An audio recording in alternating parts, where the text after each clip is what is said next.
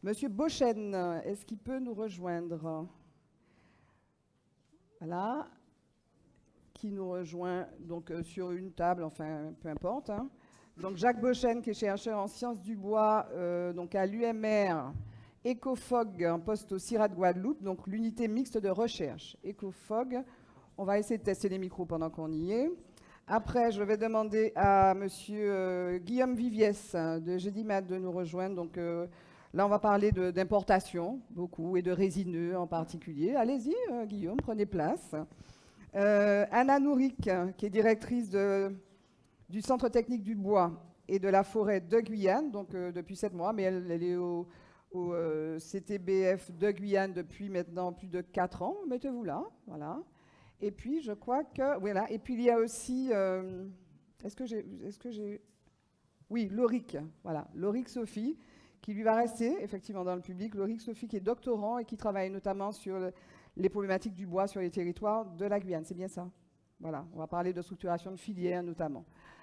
Voilà. Donc, notre thème est... Alors, mettez-vous pas trop loin des micros. Est-ce que les micros sont ouverts? Allumés? Voilà. On peut donner un deuxième micro à monsieur Viviès, peut-être, oui. On va commencer... Alors, on va commencer avec Stéphanie Chandonnet. Voilà.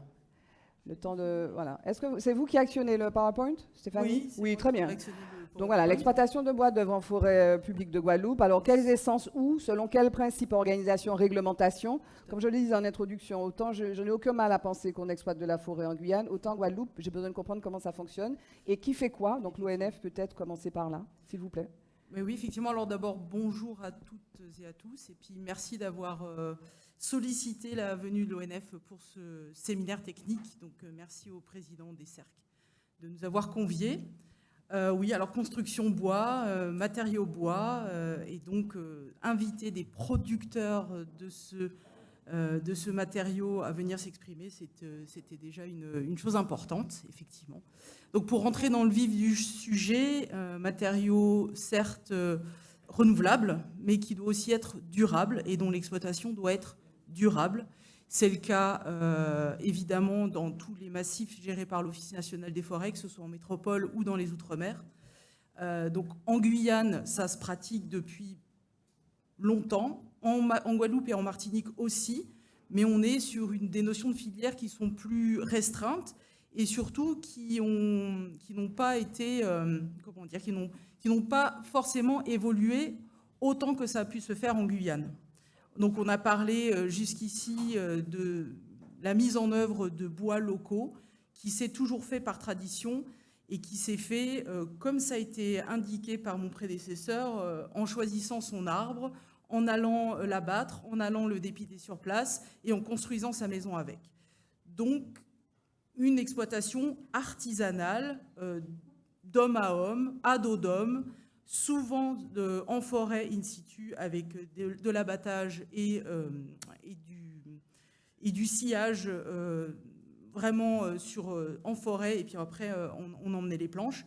Donc voilà, nous on est maintenant sur des exploitations qui sont plus organisées, qui répondent à toutes nos contraintes, aux contraintes du milieu. Et quand on parle de matériaux biosourcés et durables, c'est aussi un matériau qui est produit dans un contexte environnemental et de biodiversité qui est le nôtre en Guadeloupe et plus généralement aux Antilles.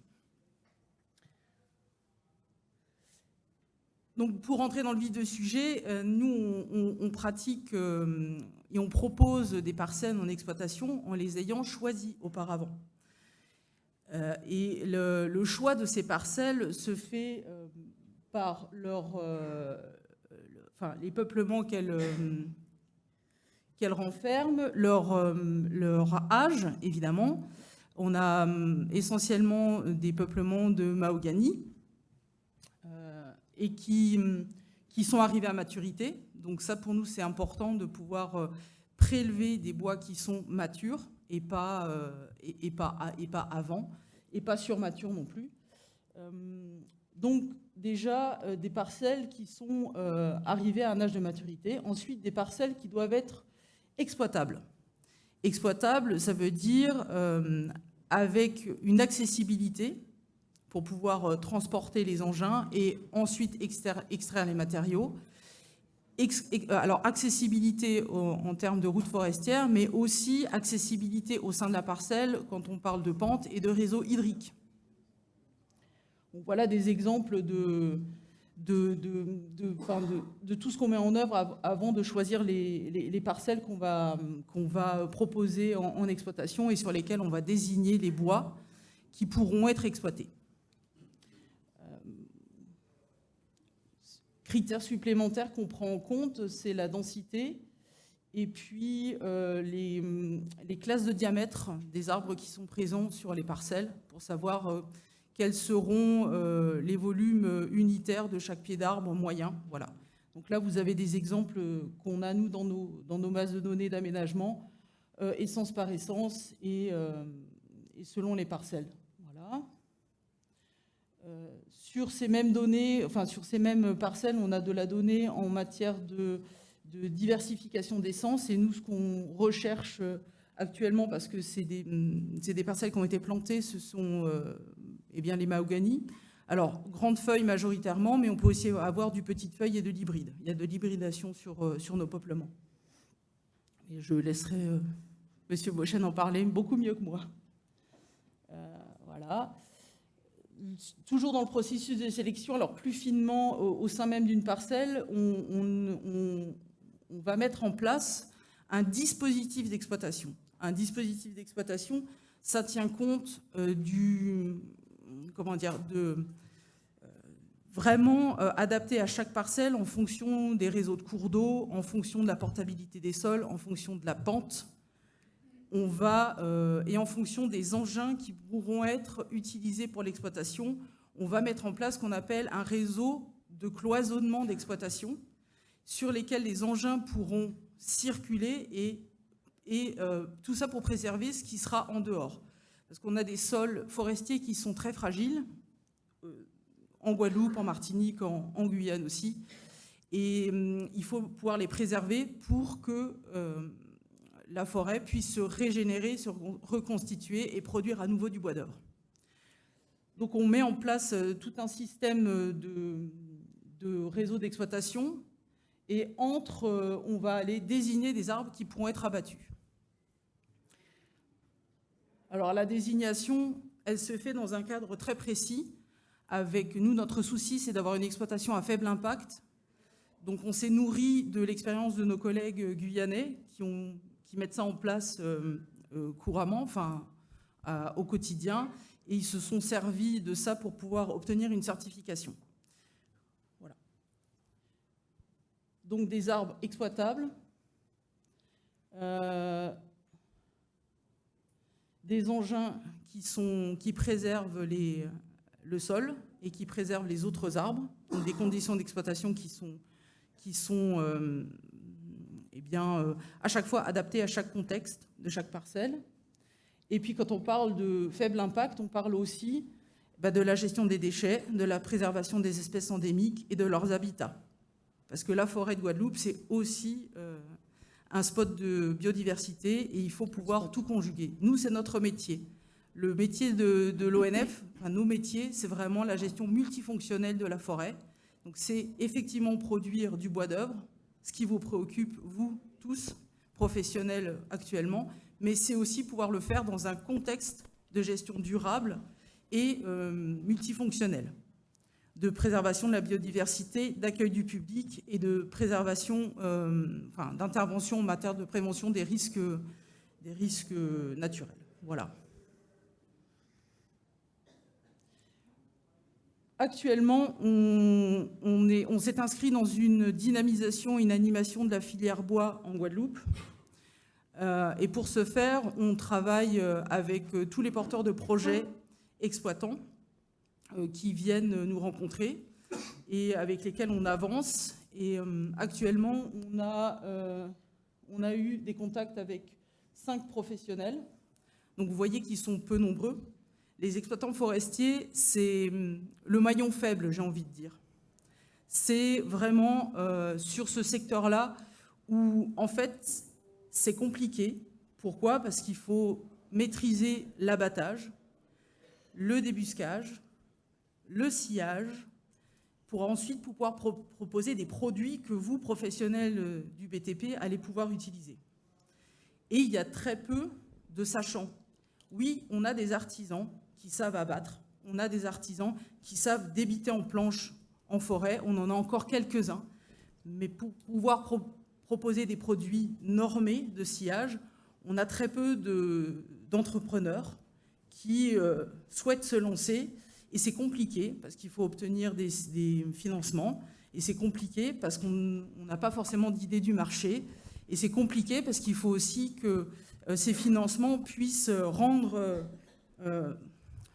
le tout possible. Quand je dis le tout, c'est bien de l'abattage, du débardage, la sortie des bois des forêts, ça aussi, c'est pas simple, et le sciage. Voilà pour ce que j'avais à vous dire sur l'exploitation des bois possibles en Guadeloupe. Je n'ai pas parlé de chiffres, mais actuellement, nous avons en vente 450 mètres cubes qui sont en cours d'exploitation, de bois sur pied. Voilà. Merci beaucoup, Stéphanie. C'est tout pour l'ONF Guadeloupe? C'est bon? C'est tout pour l'ONF Guadeloupe? OK. On va donner la parole à Jacques Beauchesne, donc chercheur au CIRA d'Antilles-Guyane. Il va nous parler des essences locales, la réalité, puis les enjeux et les contraintes. Bonjour à tous, je vous remercie de m'avoir invité. Donc moi j'ai travaillé longtemps en Guyane, pendant plusieurs dizaines d'années en Guyane, et je suis depuis peu en Guadeloupe. Donc en fait je me suis posé la question de la place des essences locales dans la construction aux Antilles. C'est moi qui change. Il faut juste un peu, ouais. Avec évidemment un certain nombre d'enjeux et un certain nombre de contraintes. Donc les enjeux, ils sont assez nombreux. Évidemment, c'est une production locale, c'est un circuit court, ça alimente le marché local. Ça recrée un lien avec l'utilisation de la forêt, ça c'est important. Et ça peut créer un certain nombre d'emplois. Les contraintes sont aussi nombreuses que les enjeux. En fait, l'ONF en a parlé, les chantiers d'exploitation sont complexes, les dessertes actuelles sont rarissimes, il y a des fortes plantes, les terrains sont difficiles, il y a beaucoup de pluie. Les règles d'exploitation sont de plus en plus cadrées et de plus en plus complexes. Hein. Et les contraintes de mise en œuvre, donc du coup du bois, sont assez importantes. On en reparlera après. Alors il y a en Guadeloupe, mais en Martinique, c'est la même chose, hein, une belle diversité d'essences locales. Au niveau des espèces, on en a plus de 400, avec pas mal d'espèces introduites, hein, plusieurs centaines d'espèces introduites dans les jardins. Donc. Et ces espèces sont assez bien décrites en fait par un livre de l'ONF qui a été écrit en 2010 par M. Rollet et qu'on peut trouver sur Internet assez facilement, notamment dans Plant Use. Je vous conseille de le consulter si vous avez des questions particulières sur les essences et sur leur usage. Finalement, sur cette belle diversité, il y a très peu d'essences qui sont éligibles en fait dans la construction, à la fois parce que c'est aussi une contrainte, cette diversité. On en trouve peu en forêt, donc peu d'essences grégaires, peu d'essences localement abondantes. Certaines sont protégées parce que justement insulaires, rares. Il y a certaines qui sont assez mal conformées à cause du terrain. Et puis il n'y a pas de plan de gestion. Il n'y a pas eu de plan de gestion continu sur toutes les essences. En fait, il y en a qu'un seul sur le mahogany, qui est le seul bois d'œuvre actuel. Et c'est pour ça que je refais un petit point sur certaines essences un peu fréquentes, les plus fréquentes en fait, pour que voilà, les plus intéressantes. Donc la première, bien sûr, c'est une essence plantée, c'est le mahogany. Alors il y a plusieurs espèces de mahogany. Vous avez une petite carte de répartition de l'espèce. Et il y a plusieurs Swietenia en fait. Il y a un Swietenia humilis qu'on retrouve en Amérique centrale. Le Swietenia mahogany est plutôt Amérique du Sud et un petit peu Amérique centrale. Et le Swietenia mahagoni se trouve plutôt République dominicaine, Cuba, donc plutôt les grandes Antilles. En Guadeloupe, le plus fréquent, c'est quand même le mahogany grande feuille, parce qu'il a été planté un peu massivement, soit en enrichissement, soit en plantation. Et on en trouve 2300 hectares. Il a été planté dans les années 50, alors qu'en Martinique, il a été planté un peu plus tôt. La différence, par exemple, entre la Guadeloupe et la Martinique, c'est que l'exploitation du mahogany a été faite il y a quelques dizaines d'années, mais ne s'est jamais arrêtée. Tandis qu'ici, on en a eu quand même on a du mal à démarrer, quoi. Mais ça arrive. Les propriétés physiques du mahogany, c'est d'une naissance assez légère finalement. Elle est relativement stable en fait, ça veut dire qu'elle va peu bouger une fois qu'elle est mise en œuvre. Et du coup, elle est plutôt tendre. Elle a des propriétés mécaniques moyennes. Elle a une assez bonne résistance, en fait, elle est assez durable, elle a une assez bonne résistance aux champignons, une résistance aux termites assez variable. C'est d'abord un bois d'ébénisterie, mais on peut l'utiliser dans la construction, hein, on peut l'utiliser dans la rénovation de bâtiments historiques, mais aussi on peut envisager une utilisation dans la construction, avec certaines contraintes. La deuxième essence dont j'aimerais vous parler, c'est le gommier. Donc on en a un petit peu parlé, parce que notamment c'était une essence qui était utilisée pour faire les pirogues par les Amérindiens. Elle a été exploitée un petit peu par le passé. C'est une essence à peu près un peu plus dense que le mahogany. C'est une essence un peu moins stable et qui a des bonnes propriétés mécaniques. Par contre, elle n'est pas durable et donc il faudra prévoir un traitement de préservation si on veut l'utiliser. On le voit sur la carte, c'est une essence qui est plutôt caribéenne, donc à répartition localisée dans les Caraïbes quand même. Bon, il y a certaines contraintes dans son utilisation. Donc, je vous ai figuré un canot, la fabrication d'un canot, l'ouverture du canot en gommier à Sainte-Lucie. Il y en a aussi à la Dominique. Enfin, le bois rouge carapate, qui est l'essence durable de Guadeloupe, parce qu'on ne la retrouve pas aussi bien en Martinique. C'est une essence assez dense, avec des très bonnes propriétés mécaniques, mais qui est plutôt réservée à un usage extérieur, en fait. Hein. C'est vraiment un usage pour la construction lourde. On peut aussi l'utiliser en charpente, mais bon, on a une densité de 1,1, c'est quand même fort. Enfin, une autre essence, une forbiacée, le bois marbris, le marbris. C'est une essence aussi qui régénère beaucoup dans les ouvertures de forêt. C'est une essence aussi assez moyenne, mais qu'il faudra aussi préserver. Là, par contre, on a une belle répartition dans toute l'Amérique du Sud. On est beaucoup moins endémique que les autres essences précédentes. Enfin, une autre essence, un Sloanea, un châtaignier petite feuille. Il y a plusieurs châtaigniers. C'est une essence un peu plus dense qu'on peut aussi et qui a été utilisée dans la construction par le passé. La dernière, c'est une essence qu'on retrouve aussi beaucoup en Amérique du Sud, c'est l'acajou blanc. Une essence aussi qui est pionnière et qui régénère facilement, mais aussi très légère. Alors là, est relativement fragile au niveau durabilité. Par contre, on a toute une tradition pour les couper à la bonne lune. Finalement, les contraintes de gestion dans ces essences, c'est finalement seul, pour l'instant, le mahogany répond à un plan de gestion. Les autres essences sont quand même des essences à fort niveau d'endémisme, elles peuvent être fragiles, c'est-à-dire qu'on ne sait pas exactement la quantité qu'on a, ni en fait le fait d'une exploitation un peu massive, qu'est-ce que ça pourrait faire sur la pérennité de l'espèce. Certaines essences, comme le marbré et l'acajou blanc, sont un peu moins fragiles, c'est-à-dire qu'elles ont une large répartition. Par contre, ça n'empêche pas qu'elles peuvent avoir des populations locales. C'est-à-dire que, par exemple, l'acajou blanc de Guadeloupe n'est pas forcément le même que l'acajou blanc de Martinique, puisque finalement, il n'y a pas de brassage génétique entre les deux, puisque c'est des populations insulaires. Donc ça reste quand même des ressources relativement fragiles qu'il faut bien connaître si on veut les exploiter durablement. Pour les contraintes de mise en œuvre, évidemment, il y a quand même peu d'essences durables naturellement. Donc un certain nombre faudra les traiter. Donc là, faut envisager les différents types de traitements qu'on peut faire actuellement, soit le plus simple, c'est le trempage court quand l'essence s'y prête. Et donc il faut qu'il y ait les installations, il faut qu'il y ait les produits, sachant que les produits sont de plus en plus contraints et sont de moins en moins efficaces. Et enfin, une contrainte pas négligeable, c'est si on veut utiliser ces essences dans la construction, notamment dans les bâtiments publics, il faut faire un classement de ces essences en dimension d'emploi.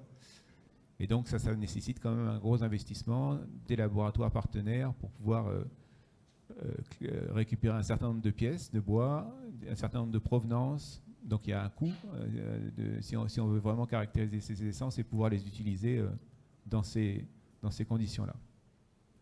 Enfin, et ça c'est pas négligeable non plus, c'est le coût de vente de ces bois qui peut être assez élevé par rapport aux résineux qui sont importés. Donc là effectivement, il faut bien voir ce qu'on vise, ce qu'on cherche à quel marché, sachant que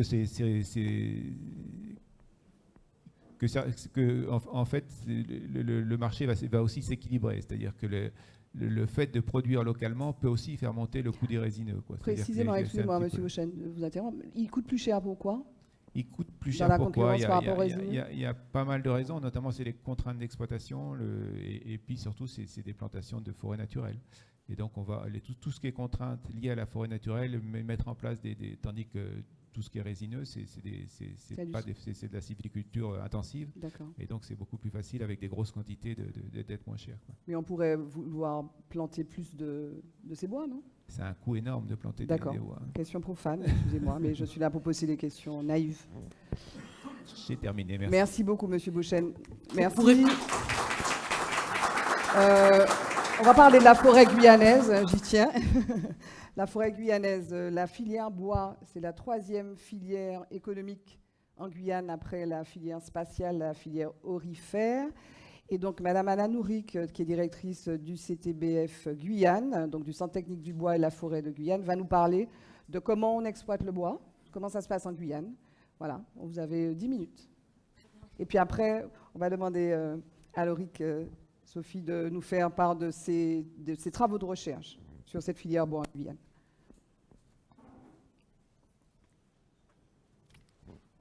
Qui c'est qui a le petit? C'est à vous? Ça ne fonctionne pas? Voilà, c'est à vous. Bonjour à tous. Déjà, je vous remercie d'avoir sollicité le CTBF Guyane pour intervenir sur ces échanges techniques. Quelques chiffres sur la forêt guyanaise. C'est 8 millions d'hectares de forêt tropicale humide, ce qui représente 96% du territoire.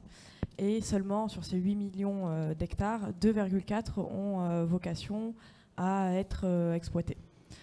Sur ce qu'on appelle le domaine de forêt permanent. Sur ces 2,4 millions d'hectares, tout ne sera pas utilisé en exploitation forestière. C'est-à-dire qu'il va y avoir des zones qui vont être placées d'intérêt écologique, d'intérêt social pour les randonnées, les sentiers et aussi les réserves. C'est principalement le nord de la Guyane. Il faut savoir que la plupart du territoire en Guyane est géré par l'État, ou l'ONF pour grossir sur le nord de la Guyane, ou le parc amazonien national sur le sud de la Guyane. Sur sa diversité, on a une très grande diversité en Guyane. C'est plus de 1600 espèces d'arbres recensées, ce qui représente sur certains hectares 200 à 300 espèces différentes sur le même hectare, donc une très grande diversité. L'industrialisation ne va pas de pair avec la diversité, l'hétérogénéité, c'est toujours plus compliqué. Ce sont des contraintes fortes à tous les niveaux, que ce soit en exploitation forestière, en gestion, en première transformation et en seconde transformation. C'est des contraintes que les professionnels de notre filière assument et ça a souvent un coût. Pour petit schéma de la structure de la filière, donc sur les maillons, les acteurs de la filière, on a évidemment le gestionnaire forestier qui est unique en Guyane, qui est l'ONF du coup. On va avoir ensuite les exploitants forestiers, le sciage et le rabotage du bois, donc première transformation, et ensuite la seconde transformation, donc charpente, construction, menuiserie du bâtiment, emballage, ameublement, artisanat et chimie. Nous avons des productions, des filières que nous n'avons pas, exemple l'industrie du panneau, l'industrie du papier, ce sont des produits qui sont non fabriqués en Guyane. Vous avez quelques chiffres qui vous donnent une échelle, un ordre de grandeur sur ce que nous exploitons. Si on exploite 4500 hectares, ça va nous faire 77 000 m3 de grumes et ce qui va amener à 31 000 m3 de sillage. Sur ces 31 000 m3, on va avoir 5 000 qui sont exportés. Donc, les principaux produits exportés, produits bois exportés depuis la Guyane sont des sillages, donc des produits, on va dire, massifs, basiques, ce qui nous permet aussi de produire de la biomasse pour les centrales électriques sur les connexes de scierie et d'exploitation forestière. Et après, sur tous les biens que nous ne produisons pas, dont j'ai parlé avant, les panneaux, les meubles, etc., ça va être de l'importation. C'est la principale importation. Alors désolé, je vais faire des allers-retours sur la présentation parce qu'il y a eu un petit problème d'animation. Pour vous montrer quelques chiffres,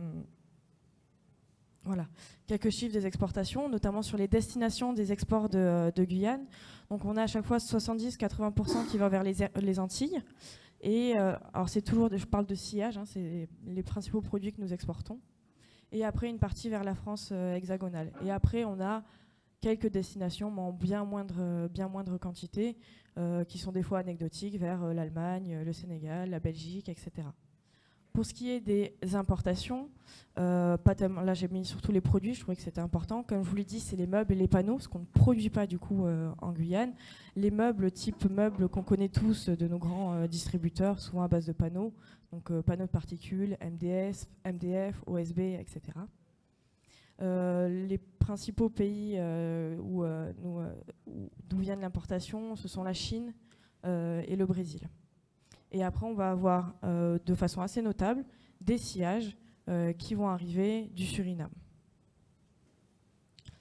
Si on regarde du coup la balance commerciale des produits bois de Guyane, vous verrez en rouge la balance commerciale les importations, qui comprend tous les produits.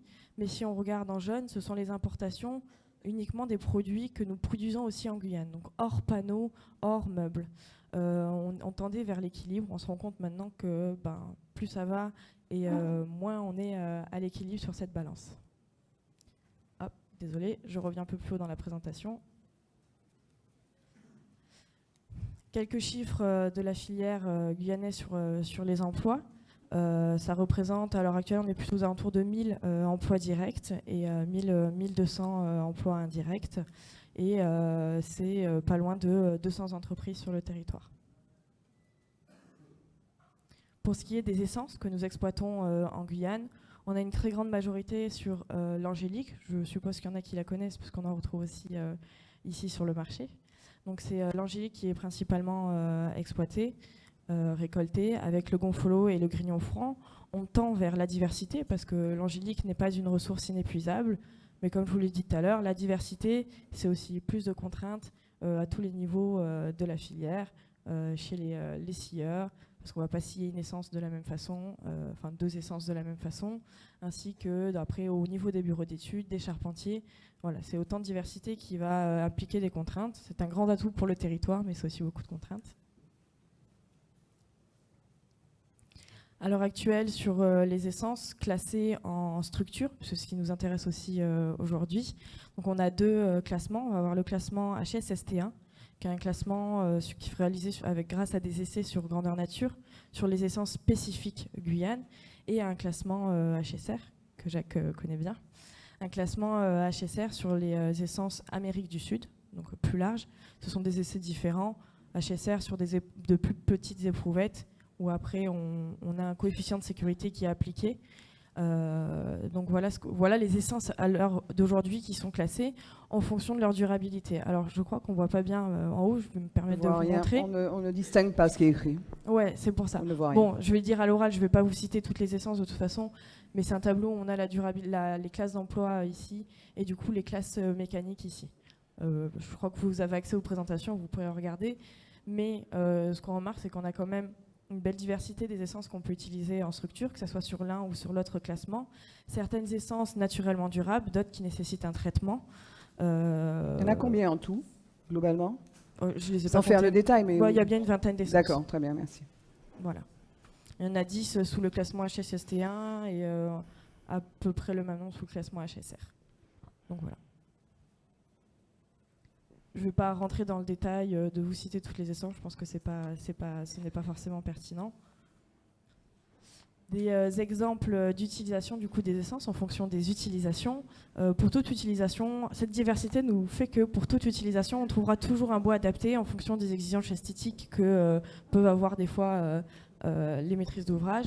Donc pour les ouvrages extérieurs, structurels ou non structurels, on peut avoir la bagasse, le balatafran, les bennes verts, le Saint-Martin rouge, le S'il vous wakapou plaît, et le messieurs, wapa. dames.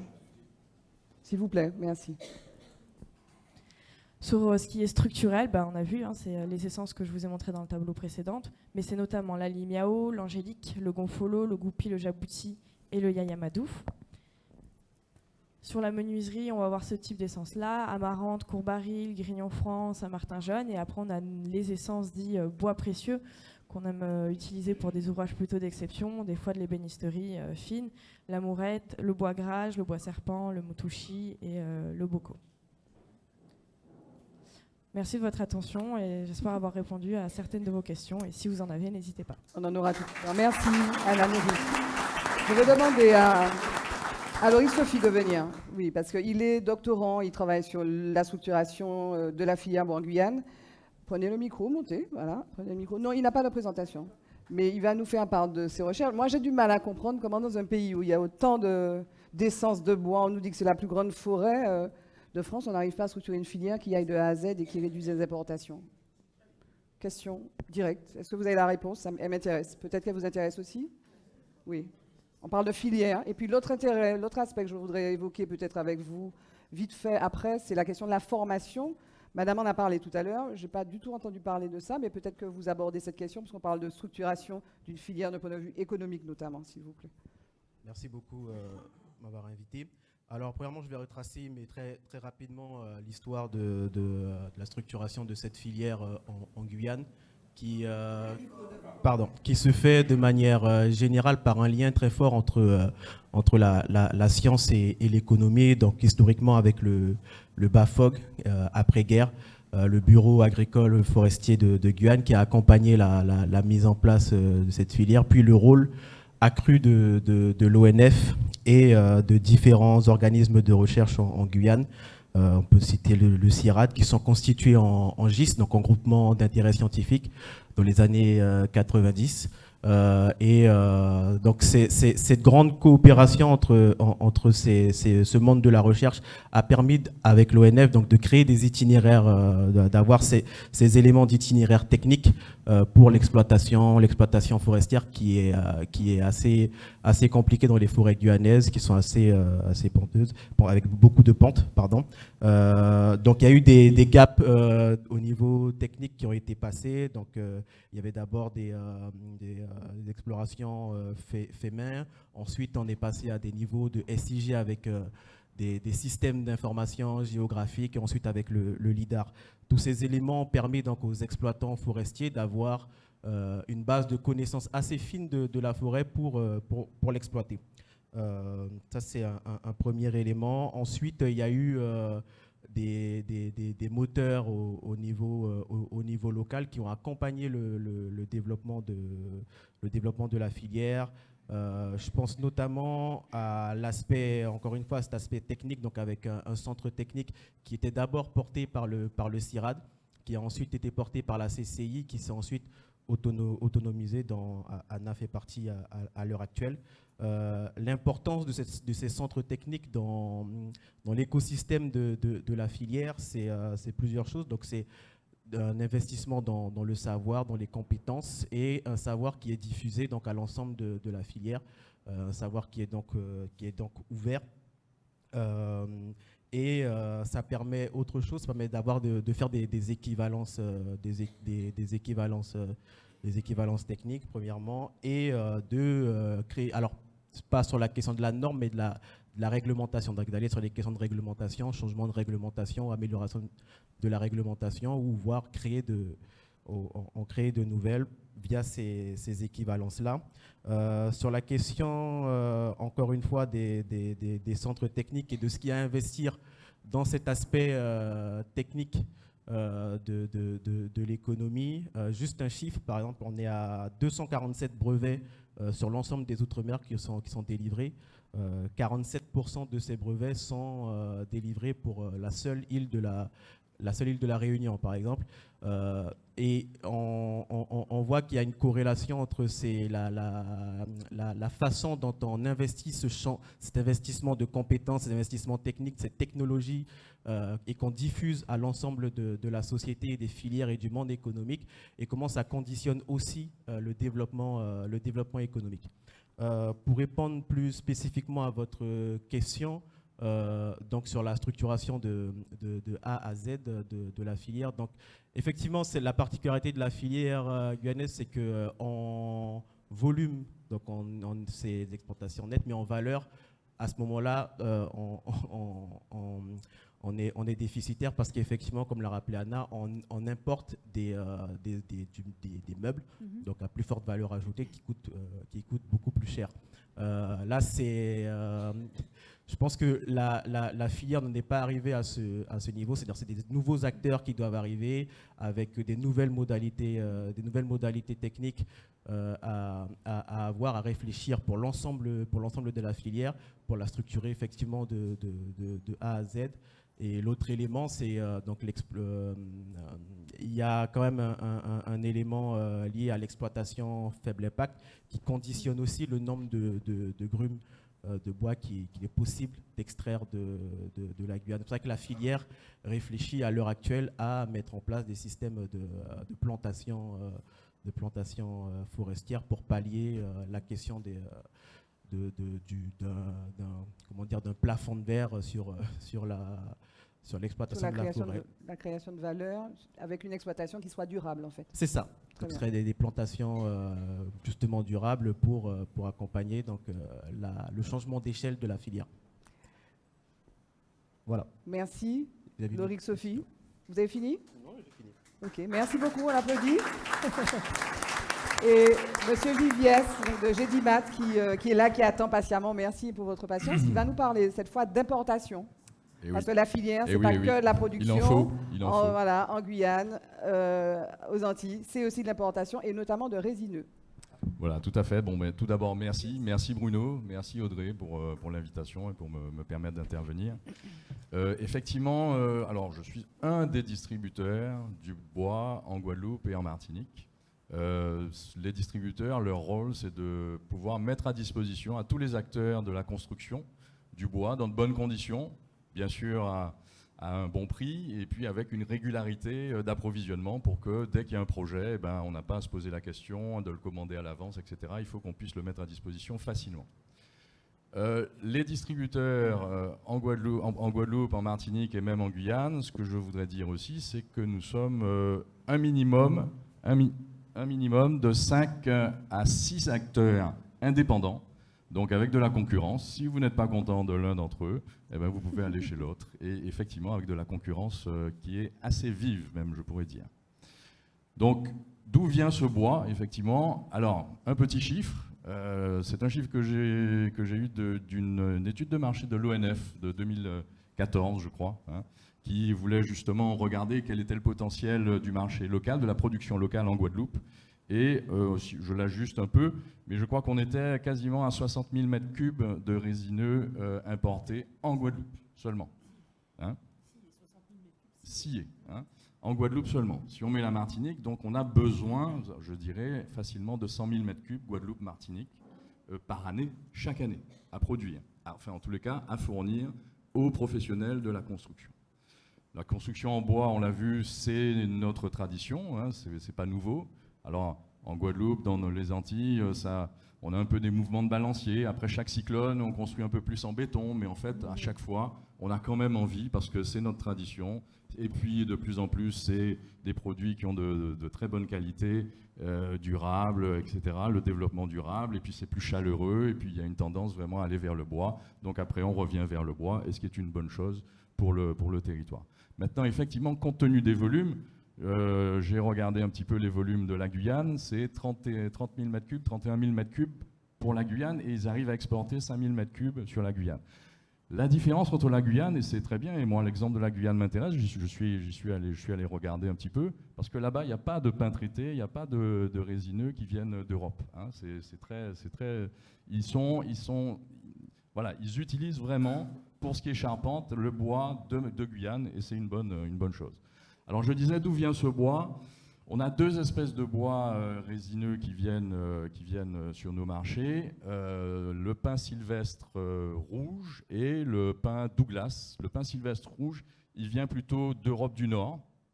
Et le Douglas, il est plutôt en France hexagonale d'ailleurs.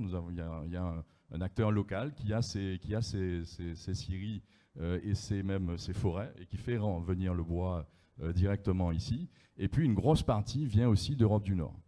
C'est assez incroyable. Pour la petite histoire, le bois, pendant très longtemps, le pin traité, ça a été du bois plutôt... on a d'abord eu les charpentes en bois rouge, en bois exotique, Brésil. Ensuite, on a utilisé le pin, parce que le pin, il se travaille aussi beaucoup plus facilement. Pour les charpentiers, il est plus léger, il se coupe plus facilement. Les outils sont plus simples, c'est beaucoup plus simple en termes de mise en œuvre. Et puis, on a utilisé pendant une certaine période, et certains s'en rappellent peut-être, du bois du Honduras, qui avait la qualité première, c'est qu'il était très résineux. D'ailleurs, vous voyez parfois de certaines charpentes anciennes où la résine coule, c'est parce qu'on utilisait ce bois-là, parce qu'il avait des qualités, là aussi, de durabilité. On n'avait pas besoin de le traiter, c'était du pin, facile à utiliser, mais avec des qualités naturelles. Voilà. Le problème de ces importations, ça a duré, je dirais, jusqu'au début des années 90. Le problème de ces importations du bois du Honduras, c'est que là aussi, c'était assez irrégulier. C'était une zone dollar, donc avec des variations de prix. Et puis, pour être allé, moi, début des années 2000, dans une exploitation au Honduras, j'ai vu les conditions de travail et sincèrement, ce n'est pas possible d'importer ce type de bois aujourd'hui, compte tenu de nos critères, je dirais, les conditions de travail là-bas, les conditions d'hygiène, les conditions d'écologie, c'est vraiment pas possible. Donc au début des années 90, eh ben, vous avez des gens qui sont venus proposer en Guadeloupe, en Martinique, le bois du Nord, le pin traité qui venait d'Europe du Nord. Et là, tout de suite, on a pu trouver de la régularité, des produits avec des qualités, là aussi, de mise en œuvre facile. Et puis, avec le traitement, parce que c'est un bois qui nécessite un traitement à cœur pour pouvoir avoir des classes, élevées, eh ben, c'est un bois qui permet ce traitement à cœur, ce qui n'est pas le cas de tous les bois. Donc, il avait beaucoup de qualité. Et en plus, eh ben, il rentrait dans nos marchés avec des prix assez incroyables. Puisqu'en fait, quand je vous parle d'Europe du Nord, eh ben, une grosse partie du bois que nous avons dans nos charpentes en Guadeloupe et en Martinique, en fait, vient de Russie. Il faut le savoir, c'est de la forêt russe. Hein. Et pas là, c'est pas du côté. On connaît maintenant un peu certaines villes de Russie, hein, proches de l'Europe. Je vous parle d'Arkhangelsk, je vous parle de la Sibérie. Hein. Bon. Incroyable, mais les bois, on arrivait à en faire venir. Alors là, c'est plus le cas, hein, ça c'est plus possible. Hein, mais avec des prix qui défiaient vraiment toute concurrence. Mais je crois que c'était surtout, en fait, le bois venait pas en grume, mais il y avait des scieries en Russie, et il est raboté sur par des importateurs dans l'Hexagone, en métropole, traité. Alors il y a aussi une station de traitement ici en local, donc ça peut être aussi traité ici. Et puis il venait donc bonnes conditions de régularité, les longueurs qu'on veut, le produit qu'on veut, et puis effectivement pendant très longtemps à des prix défiant toute concurrence. Petit mot sur les prix, hein, ça intéresse peut-être beaucoup. On était dans les 300 € le mètre cube pendant très longtemps. L'année dernière, c'était 600 € le mètre cube, voire plus, 650 €.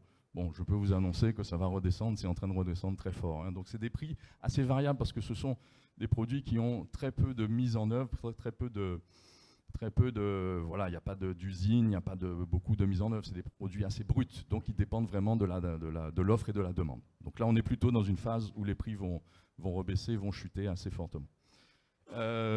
Voilà, donc aujourd'hui, pour avoir la quantité, pour pouvoir fournir le marché, je pense qu'on est un peu obligé d'aller vers l'importation. Maintenant, ce que je souhaite dire, et on l'a déjà dit à plusieurs reprises, quand il y a eu le projet de l'ONF, nous sommes vraiment favorables à une production locale.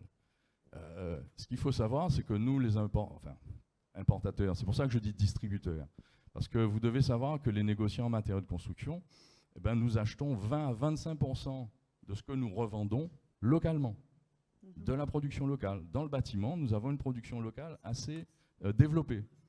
Le ciment, c'est de la production locale. Il est produit dans une cimenterie ici. Les tôles sont produites ici, l'acier est produit ici. Et vous avez beaucoup de choses qui sont transformé, on est d'accord, c'est pas du biosource, c'est transformé. Mais il y a une grosse production locale dans le bâtiment, et nous, distributeurs, on aime beaucoup ça, parce que nos clients, ils sont très attachés. Donc, pouvoir, nous, en tous les cas, vendre du bois de Guadeloupe, de Martinique, je crois qu'à La Réunion, d'ailleurs, c'est assez développé. Ils ont un modèle qui a réussi, en tous les cas. Eh bien, nous y sommes très attachés, nous allons toujours le soutenir, et en tous les cas, si on peut le développer, c'est très intéressant. Maintenant, les volumes, voilà, le mahogany, la dernière étude, c'était 1500, allez, si on peut vraiment 3000 mètres cubes à l'année, comparé aux 60 mètres cubes dont nous avons besoin, hein, pour répondre un petit peu à vos questions. Monsieur Voilà. Viviès. Avant de passer la parole à la salle, 2 mots pour conclure d'Anna, qui voulait rajouter 2 mots sur la filière. Oui, allez-y, allez-y. Ok. On m'entend? Oui, c'est bon. On vous entend. Pour ajouter un petit mot sur la filière bois guyanaise, on a la chance d'avoir une filière bois qui est structurée grâce à une interprofession bois, où chaque maillon de la filière, chaque acteur de la filière, exploitant forestier, le gestionnaire aussi qui est unique, les charpentiers, les scieurs, les artisans, etc., sont représentés au sein de cette interprofession. Et la filière a pu se structurer grâce aux connaissances sur la forêt, sur le bois, sur les procédés d'exploitation, les procédés de sciage qu'on a pu avoir grâce aux centres de recherche comme le CIRAD et aux centres techniques. Et cette interprofession va permettre en fait de réfléchir à des problématiques communes avec tous les acteurs ensemble. Vous formez des gens en Guyane? Il y a des écoles spécifiques? Alors il y a des formations, alors c'est pareil, c'est un sujet de l'interprofession qui va favoriser les formations en Guyane. On va avoir des CAP, on va avoir, là on commence en licence 3 à former des génies civils spécifiques au bois. Mais c'est vrai qu'en tout ce qui est charpente, menuiserie, on va à l'heure actuelle pas plus loin que le CAP. Je sais qu'un BTS est prévu, un BTS charpentier. Après, voilà, c'est moins mon domaine, la formation, mais pour ce que je sais, voilà où on en est. Très bien. Est-ce que vous avez des questions, s'il vous plaît? Alors, présentez-vous. OK. On a 20 minutes d'échange, d'accord? Et les portables aussi, on peut les mettre sur vibrant toujours, ou silencieux, ou avion. Merci. Donc, bonjour à tous. Bonjour. Je suis bien heureux de me trouver ici aujourd'hui. C'est une très belle initiative. Votre question? Je suis Vieux David. Je suis exploitant de matières premières. Donc, je transforme la matière première, tout ce qui est bois. Et j'ai fait à un certain moment partie du développement de la filière bois avec l'ONF en 2014. Donc, j'ai eu des concessions de forêt. Donc, ma première question est à l'intervenante de l'ONF. C'est à savoir, est-ce qu'il y a une classification reconnue sur les différentes essences de la filière locale? Parce qu'on avait une difficulté là-dessus. Ma deuxième, donc je voulais aussi remercier M. Viviès qui effectivement a eu la volonté de fonctionner avec des producteurs locaux, dont moi, ça a été pendant un certain temps. Mais j'ai une question aussi pour la partie politique. Dans la filière bois, on n'a pas d'école. Il n'y a pas d'école qui forme les intervenants, les jeunes. Donc, il est très difficile de trouver des intervenants. Et aussi, il faudrait qu'on pense à se poser la question, où est-ce qu'on veut mener la filière bois? Parce qu'on parle de développement. C'est un mot qui me gêne, parce que souvent, le développement n'est pas le progrès. Donc, ici, on est dans une exploitation de niche. On a une matière première qui a de la valeur. Donc, quand on fait des comparaisons de prix et des comparaisons de matériaux, ça n'a aucun sens si on ne détermine pas ce qu'on veut faire de ce produit-là. Souvent, on produit de la matière première pour que les autres puissent rajouter de la valeur dessus. Et s'il n'y a pas de formation, s'il n'y a pas d'opérateur pour la transformation, on va se trouver à produire et à ne pas avoir l'étendue des retombées au niveau local. Merci beaucoup. Alors, sur le prix, j'ai envie de dire que c'est le client, peut-être in fine, qui a le dernier mot. En revanche, sur la question politique, effectivement, la question est posée. Et puis les classes, peut-être que ça anticipe sur ce que va nous dire Paul tout à l'heure. Oui, alors, L'ONF répond en 2 secondes. Je sens qu'on aura beaucoup de questions. Attendez, je reviens. L'ONF répond en 2 secondes. La politique va répondre en 2 secondes. Allez-y. Posée sur la classification des bois, pardon. La forêt est durablement gérée, mais ne fait pas encore l'objet d'une certification, ni PEFC, ni FSC pour la Guadeloupe. C'est le cas pour la Guyane, mais ce n'est pas le cas ni pour la Guadeloupe, ni pour la Martinique, au niveau des forêts gérées par l'ONF. Voilà. Okay. Ensuite, la classification, c'est simplement les classes techniques des essences qui sont exploitées en Guadeloupe et qui sont référencées dans taxe 7, taxe RF7, je crois, du CIRAD. Voilà. Okay. Où veut-on mener la filière? La question de la formation? Peut-être que Madame la politique, Madame Jasmin va nous dire 2 mots. Oui, eh bien, ça tombe très très bien, parce que une des dernières questions orales que j'ai posées au Sénat récemment, c'était la question de la formation et de la mise en cohérence. Excusez-moi. Oui. Excusez-moi. De la mise en cohérence des formations par rapport aux besoins de nos territoires. Parce qu'en fait, il y a beaucoup de formations, on voit beaucoup, il y a des moyens financiers pour les formations. Seulement, on voit qu'il y a un taux de chômage de nos jeunes en particulier, mais de nos moins jeunes également. Alors, ce que je vais ajouter pour être brève, nous sommes dans une période où les programmes opérationnels concernant les fonds européens, eh bien, c'est la bonne période. Donc, je souhaite vraiment que dans les fonds de cohésion, qu'on puisse flécher des formations de ce type-là. Parce que nous avons, là, aujourd'hui, l'opportunité, grâce aux organisateurs, de mettre le point, en tout cas, de pointer du doigt cette problématique. Donc, il y a des savoirs, des savoir-faire, il y a une volonté de la part des professionnels que vous êtes, mais quand j'ai posé la question orale, c'était une des dernières questions orales de 2022, c'était vraiment pour susciter l'envie de faire autre chose et le programme opérationnel. Aujourd'hui, concernant notre région, mettre les fonds, il y a des fonds européens et qui ne sont pas forcément, je ne dirais pas bien utilisés, mais suffisamment utilisés de façon pertinente et cohérente par rapport aux besoins de nos territoires. Donc c'est le moment, et votre question, monsieur, tombe après nommé, parce que c'est important. Et il y a en ce moment même, je crois, à l'île de la Réunion, des travaux en cours sur l'utilisation des fonds européens. Et les fonds de cohésion permettent de financer la formation.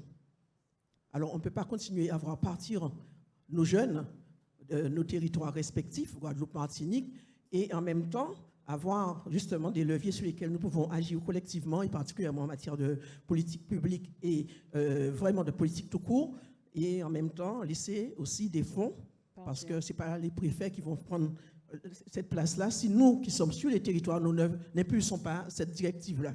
Merci. Merci, Madame la sénatrice. Je vais dans le fond et je vais revenir. Oui. Il y avait monsieur avant vous. Donc ça fait tac, tac. Attendez, je reviens. Partez pas. Si les questions... Attendez, s'il vous plaît. Pas, vous allez voir le stand. Merci, Barbara. Thierry Grégoire, secrétaire de la CERC Martinique. Je suis particulièrement heureux de voir cette assemblée, cette assistance ici-bas en Guadeloupe. C'est le fruit des travaux que nous avons mis en œuvre là depuis 2018, puisque la CERC Martinique existe depuis 2018. Et ce travail de concertation sur les 3 cercles. J'essaie de comprimer, mais ma question, ce n'est pas vraiment une question en fait. Mais un peu rapidement, si c'est possible. Non, mais il est permis d'échanger librement et de se confronter aux choses. Le problème qu'il y a, aujourd'hui, on parle de la filière bois. C'est une filière qui a disparu dans nos territoires, alors qu'elle était bien réelle dans l'existant. Et vous regardez bien, d'un point de vue d'un pays qui veut faire du tourisme, ce que vous avez de plus beau, permettez-moi de vous dire que ce sont les cases en bois ou les demeures en bois. Il y en a très peu à ce jour. Maintenant, on a fait la part belle, par lobbying, à du béton. Béton. Et nous avons formé depuis 40 ans que sur le béton. Et on a complètement délaissé la filière bois. Ce qui fait qu'aujourd'hui, même si nous avons un gisement en Guyane, et quand on parle de taxe carbone, etc., permettez-moi de vous dire, le relationnel de la Guyane à la Guadeloupe, à la Martinique, c'est quand même le chemin le plus court que d'entendre ce que M. Fibiès vient de dire dans l'Ouzbékistan, etc. On est bien d'accord, c'est bien plus près. Donc, ça commence déjà par là. Et puis, permettez-moi, Madame la sénatrice, de vous interpeller, et je vais vous dire, Quand on fait de la formation, le problème, tout le monde parle de formation dans nos territoires, contraints avec un taux de chômage qui n'est même pas le vrai, parce que celui de l'INSEE n'est pas le bon, je vous assure, hein, parce que c'est 10 000 en plus à chaque fois, sur tout le territoire, et le problème, il est posé sur les 3 DFA, d'accord? Quand on me parle de 55 000 chômeurs, il n'y en a pas 55 000, il y en a 65 000. La preuve, puisque l'aide gouvernementale s'élève jusqu'à 64 000 aidants, ok? Donc, il y a un souci. Je reviens sur la question qui est éminemment, qui est essentielle dans tous les travaux que nous faisons. Et au niveau des cercles, nous sommes confrontés malheureusement au même problème partout. Que se passe-t-il? Si nous n'avons pas des décideurs politiques qui impulsent la tendance et qui disent demain matin, des ponts ou des rivières, je ne peux pas aller former des gens à faire des trottoirs ou des ponts ou des rivières. La chose éminemment et qui est singulière dans nos territoires, et c'est ce que nous efforçons de faire avec les 3 cercles à ce jour, c'est d'avoir une communication libre, d'échange, force de proposition avec nos décideurs locaux. Si aujourd'hui, qu'on veut faire une cathédrale en béton ou en bois, je ne peux pas aller demain former des gens. Et phénomène idoine de tout ça, c'est que je vais commencer à aller en Guyane voir si je rencontre des producteurs. Et il y en a. Il y en a. Les chiffres qui sont là, qui ont été donnés tout à l'heure, attestent bien de la régularité d'une certaine production. Mais par le pays, on a pris l'orientation de promotionner le béton. Donc nous sommes bétonnés et on utilise le bois accessoirement. Je m'arrête là. Merci.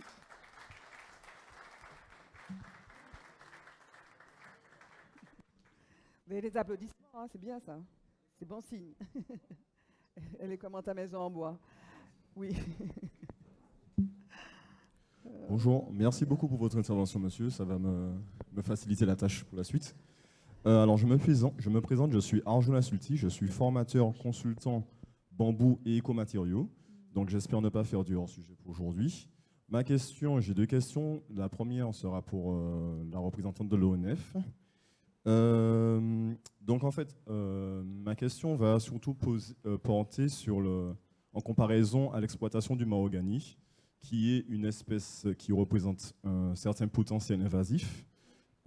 Pourquoi est-ce que l'ONF continue à mettre des freins à l'exploitation du bambou, qui est une fibre végétale, hein, et qui est intéressante? Je n'ai pas fini.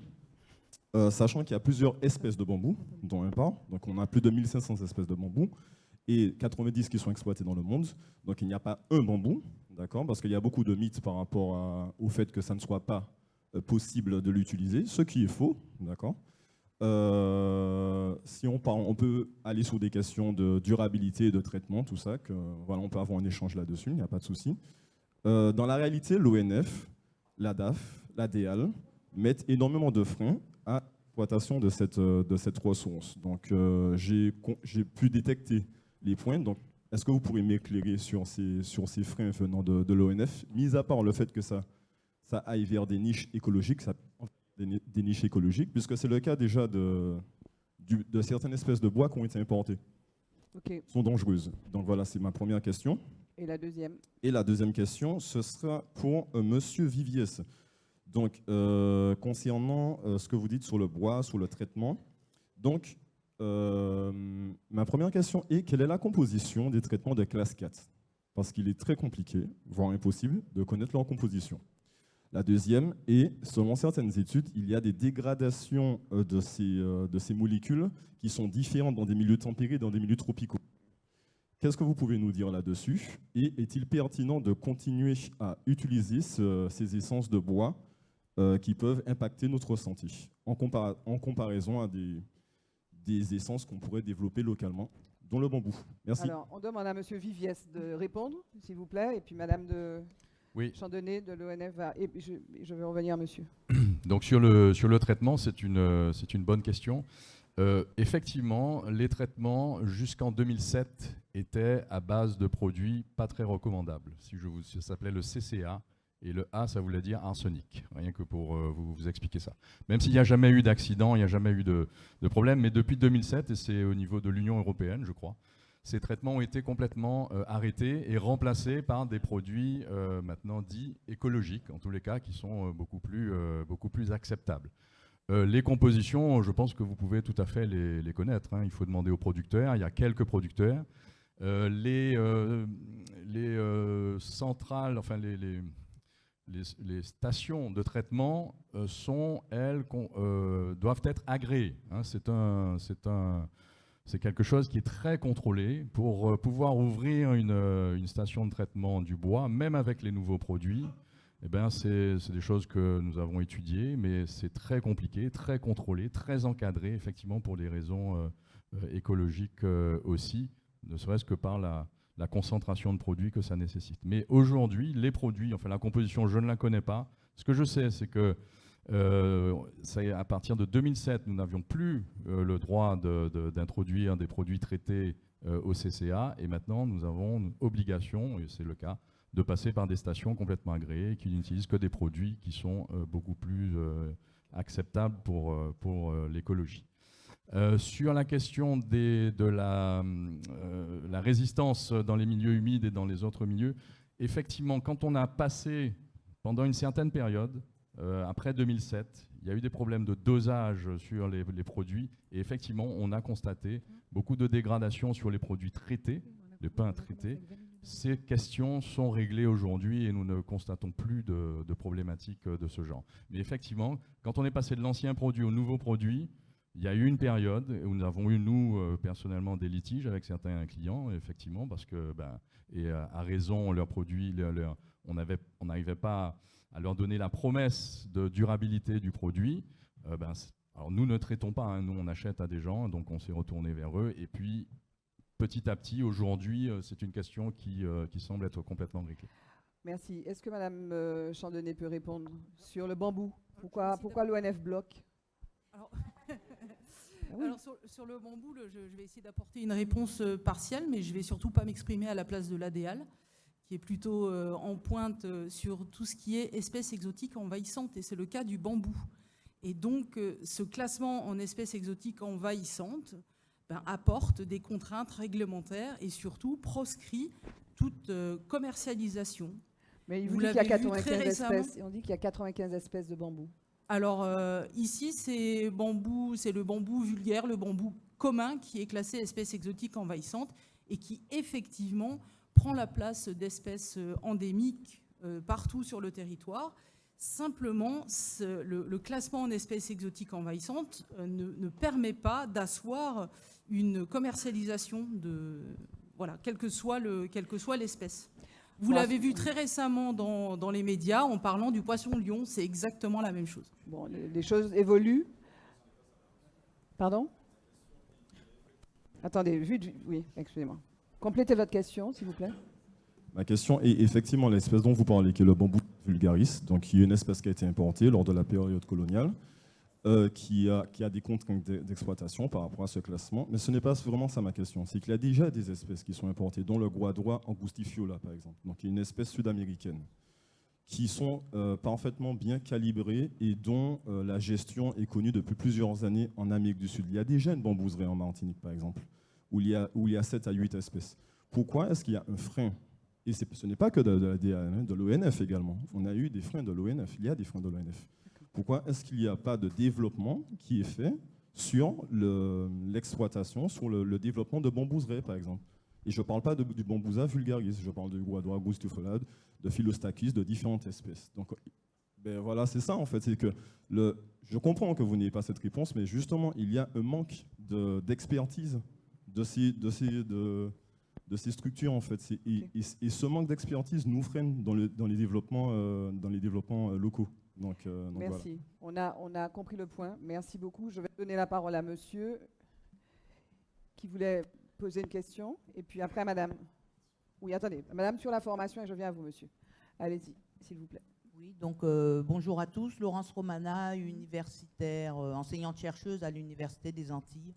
Et bon, je suis très contente d'être ici parce qu'effectivement, voilà, vous avez réussi à aborder différentes thématiques. Moi, ce que je voulais dire sur la formation, c'est que si vraiment il y a des besoins de formation en termes de bois, nous avons des formations ingénieurs, par exemple, en environnement matériaux. Et si jamais il y a besoin d'une spécialité de ces formations sur le bois ou autre chose, je veux dire, on est bien évidemment ouvert à réorienter un peu nos formations. Ça ne va pas se faire aujourd'hui et demain, mais tout ça va se faire à travers la discussion. Maintenant, c'est vrai qu'il faut savoir finalement quel est le véritable besoin. Je crois qu'il y a quelqu'un qui l'a souligné tout à l'heure par rapport à nos territoires sur ces formations. Donc, c'est quelque chose certainement à estimer. Voilà. Et puis, on peut y avoir d'autres filières aussi qui se développent. Après, j'avais quand même une question, après un petit peu plus générale, sur de ce qui me semble ressortir, de ce qu'a dit Mme Viviès, de ce qu'a dit l'ONF, de ce qu'a dit... Viviès et Mme Mananouri. Voilà, c'est exactement ça. Il me semble quand même qu'en gros, on a quoi 160 000 mètres cubes de besoin à peu près en bois. 100 000. Guadeloupe, Martinique, 100 000. 100 000 mètres cubes. Pour les résineux, enfin la charpente, enfin les bois de construction. 100 000. C'est ça. Donc nous, on en fabrique 30 000. Non, 3 000. Au mieux 1005 et encore, c'est pas scié. Voilà. Aux Antilles. En Guadeloupe. En Guadeloupe, Voilà. en Guadeloupe. Donc effectivement, les 30 000, c'était la Guyane. c'est ça. Donc effectivement, il y a quand même un gros décalage entre nos besoins et ce qu'on est capable de fournir. Donc après, former des gens sur le bois, enfin, je vais aller directement à ma question, du coup, en termes de charpente, tout ça, on ne va pas y arriver, peut-être, parce qu'on est trop loin. En termes peut-être d'ébénisterie, en termes peut-être d'autres choses, donc la valeur ajoutée, comme disait peut-être aussi monsieur. Voilà, il y a certainement des filières à développer à ce niveau-là, mais c'est sûr qu'en termes de charpente, je pense que c'est... Enfin, je ne sais pas, sauf si je n'ai pas bien compris, mais c'est un peu mort. D'accord, c'est direct. Je crois que Jean-Yves Bonnet voulait nous apporter juste une petite précision pour nous dire que certains points qui concernent la classification seront abordés à la fin. D'accord ? Monsieur, vous voulez intervenir dans la joie, apparemment. Bonjour à tous, je me présente Philippe Michaud. Tenez le micro face à... Oui, Voilà. je me présente Philippe Michaud. Bon, certains me connaissent déjà et je vais me présenter parce que je suis vieux et j'ai un long parcours. En tout cas, j'ai eu un long parcours dans la Caraïbe et particulièrement en Guadeloupe et en Guyane. Et je voudrais en tirer quand même quelques conclusions, même s'il n'y a pas eu que des succès, il y a eu des erreurs. Je suis aujourd'hui, j'ai été président de la Fédération du bâtiment, j'ai été président du groupe Le Vilain et Bourbon-Bois, puisque je m'occupais de la Réunion, de tous les départements. Donc le bois, je connais un petit peu. Hein, bien. Et il se trouve qu'aujourd'hui, je suis encore actif, je suis président d'une commission du Césaire qui traite justement de tous ces problèmes d'environnement, de bois, de formation, de cadre de vie et compagnie. Très large et quelquefois loin de la portée, et en tout cas nos ambitions, mais loin de nos moyens. Bon, ceci étant, je voudrais revenir sur deux points. D'abord sur la Guadeloupe. Donc j'ai bien entendu et j'ai déjà eu quelques réponses à travers les questions qui ont été posées, auxquelles vous avez répondu. Moi, ce qui me reste à vous demander, c'est d'abord, vous avez parlé d'un premier train, on va dire, de 450 mètres cubes, qui sont... je voudrais savoir, est-ce que vous savez déjà, vous avez un business plan, etc., vous savez à peu près quel sera le prix de revient de cette affaire-là, de façon à savoir comment on peut aider, parce que c'est sûr qu'il sera beaucoup plus cher. Mais il sera quoi? Une fois, deux fois, enfin 3 fois, 4 fois plus cher que ce qu'a annoncé les importateurs? J'aimerais bien le savoir. Bon, c'est clair qu'avec des politiques type octroi de mer, etc., on peut peut-être protéger la production locale, mais il faut savoir jusqu'où on peut aller. Il y a des moments où il faut renoncer à des idées qui peuvent être un peu vraiment impossibles à tenir en termes de financement en particulier, mais également en termes de seuil critique, en termes de tout ce qu'on connaissait, amortissement de matériel. Bon, l'autre question concernait le classement, je crois que vous avez répondu. Donc le classement 4, pour l'instant, on ne connaît pas. Bon, enfin, ce n'est pas abordé. Et ma dernière question sur le sujet concerne, au-delà de la taille du bois, etc., est-ce que vous avez des stations de séchage, des stations d'étuvage, etc., de façon à avoir un bois qui soit comparable, entre guillemets, au bois importé? Sinon, si on ne parle pas de la même chose, ce n'est pas la peine de faire des comparatifs. Concernant ensuite, alors je parle de la Guyane, bon, il se trouve que je suis allé longtemps en Guyane.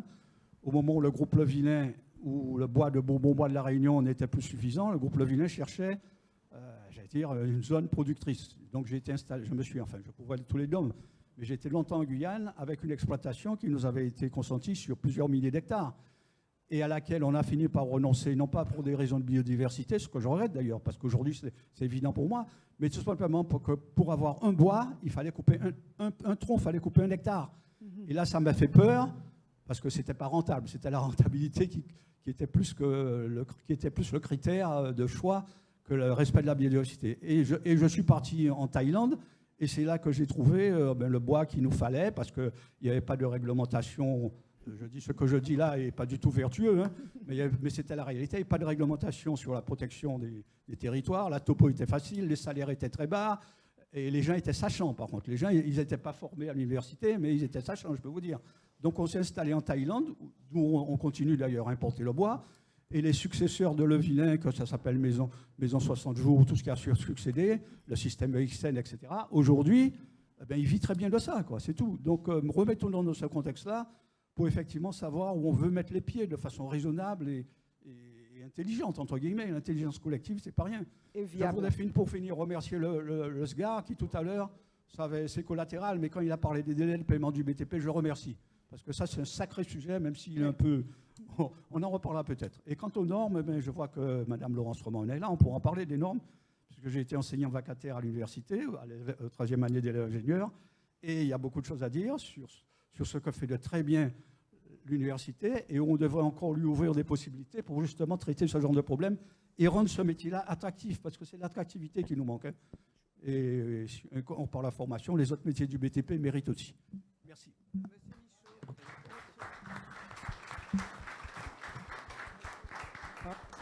Monsieur Michaud, merci. Le prochain séminaire vous sera consacré exclusivement. Oui, parce que vous avez vraiment beaucoup de choses. Alors, l'ONF, le coût de revient, la station de séchage, si j'ai bien retenu. Alors, c'est beaucoup de questions. Beaucoup de questions qui nous concernent pas directement, malheureusement. Nous, on produit des bois sur pied, vivants, et ensuite on les vend à des exploitants qui, eux, ont toute la partie abattage, exploitation, première transformation, seconde transformation, y compris le séchage. Et ça a été souligné un tout petit peu plus tôt, on a un creux dans cette filière bois en Guadeloupe, donc on n'a pas d'éléments de coût d'exploitation actuellement. On essaye de les construire et de les identifier avec les exploitants, les 2 exploitants avec lesquels nous avons des contrats actuellement, pour pouvoir justement identifier et calibrer le coût d'exploitation ici en Guadeloupe. Coût d'exploitation, sortir les bois de la forêt, et ensuite coût de la transformation, première transformation et seconde transformation. Voilà. Donc s'il y a des exploitants dans la salle, ils pourront vous répondre plus directement que moi. Oui, juste une petite intervention, parce que je ne voudrais pas que mon intervention amène au désespoir. Je pense que je rejoins le professeur Romana, c'est-à-dire sur la charpente, ça sera compliqué. Mais il y a beaucoup de choses, il n'y a pas que la charpente. C'est-à-dire que nous importons aussi des bois tropicaux, Brésil, Guyane, on l'a vu tout à l'heure, où là, on n'est plus du tout sur les prix à 300 €, 500 € le mètre cube. Là, on est 1200, 1400, 1500 € le mètre cube. C'est plus la même chose. Donc je pense qu'il faut se comparer à ce à quoi on doit se comparer. Mais il y a des choses à faire, ça j'en suis persuadé. Hein. On a épuisé le temps d'échange, il y avait 20 minutes. Je prends une dernière question et on va faire la pause et puis après vous pourrez poser. Il y a madame, après vous pourrez... Allez-y madame. Oui, bonjour, Véronique Roule, donc je suis secrétaire générale de l'ARMOS et je représente ici les bailleurs sociaux de Guadeloupe. Alors moi, ma question est rebondie un peu sur l'ensemble des interventions. Madame Romana en a parlé, Monsieur Michaud également et Monsieur qui était derrière moi tout à l'heure. Je m'interroge effectivement sur l'attractivité des métiers du bois. Parce qu'on a parlé, on a expliqué qu'on était dans un secteur de niche, ce jour d'un marché de niche. Aujourd'hui, on réfléchit sur les débouchés, mais si on n'a pas en face une possibilité de mobiliser des jeunes vers ces métiers du bois, on va se rendre compte, bien évidemment, qu'on peut faire des formations dans lesquelles personne ne se positionne. Alors moi, je n'ai pas d'idée, c'est vraiment une réflexion, une interrogation que j'ai. Est-ce qu'il y a une appétence pour ces métiers? Est-ce qu'il y a des évolutions technologiques qui permettent d'allier technologie et ce travail d'artisanat inhérent à cette matière? Voilà, est-ce que vous avez des idées sur l'évolution et si on pourra véritablement amener les jeunes vers ces métiers-là? Merci. 1, 2, 3, ça marche pas. Je suis trop loin. Bon, je vous propose qu'on fasse la pause, la première pause, dernière alors. Et après on fait une pause de 10 minutes et on revient tout à l'heure. Bonjour, Monsieur Chapiteau-Edvar, AMO Région Guadeloupe, pour la réhabilitation des monuments historiques, entre autres, charpentier aussi. Pour répondre à la question un petit peu de tout le monde et même à l'OLF, on a eu beaucoup de mal, nous, par exemple, à s'approvisionner en bois classique, ancien, surtout du mahogany, du balata, tous les bois qui nous permettaient de réhabiliter les monuments historiques. Eh ben, je suis allé les chercher en Martinique, un petit peu partout, voire même obtenir des dérogations ministérielles pour utiliser du bois de Guyane, puisque la particularité des MH, c'est d'utiliser du bois endémique, les bois qui étaient autour des habitations. Donc, il y a un fort potentiel de réhabilitation de tous ces bâtiments. On a formé 60 jeunes au métier du bois ancien. On en a fait des charpentiers qualifiés et on en est très fiers. Et puis ça, c'est une filière, peut-être pas au niveau d'ingénieur, mais au niveau des compagnons, au niveau des anciens savoirs, comme M. Camoise, pour faire du taillage des sentes, d'apprendre ce que c'est qu'un assemblage des entures, à pouvoir les fabriquer, pour pouvoir réhabiliter ces vieilles maisons. Parce que le problème, c'est qu'on n'a pas de main-d'œuvre ici locale, vraiment qualifiée pour réhabiliter toutes ces vieilles maisons. Alors bien sûr, il faut une nécessité politique, étatique, de vouloir mettre en place un plan de relance pour la réhabilitation de ces vieux bâtiments, comme on en a parlé au niveau de l'architecture avec la première intervention. Et bien là, oui, il faut continuer sur des plans de réhabilitation de quartiers de notre patrimoine. Et ça, c'est une vraie filière où on peut utiliser notre bois local que l'ONF peut mettre en place pour pouvoir développer et asseoir justement tous ces besoins.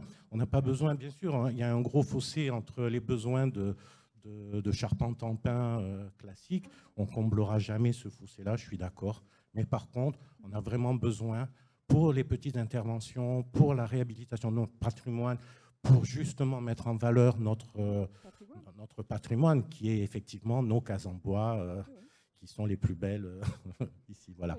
J'ai juste ajouté ça. Qui est une vraie plus-value pour nos territoires. Merci beaucoup, monsieur. Et on va s'arrêter sur cette note extrêmement positive. On fait la pause de 15 minutes maximum. Il est 11h25. On revient à midi moins le quart. On est très, très en retard. Merci. Et puis c'est dehors, en fait, la pause café, petit déjeuner.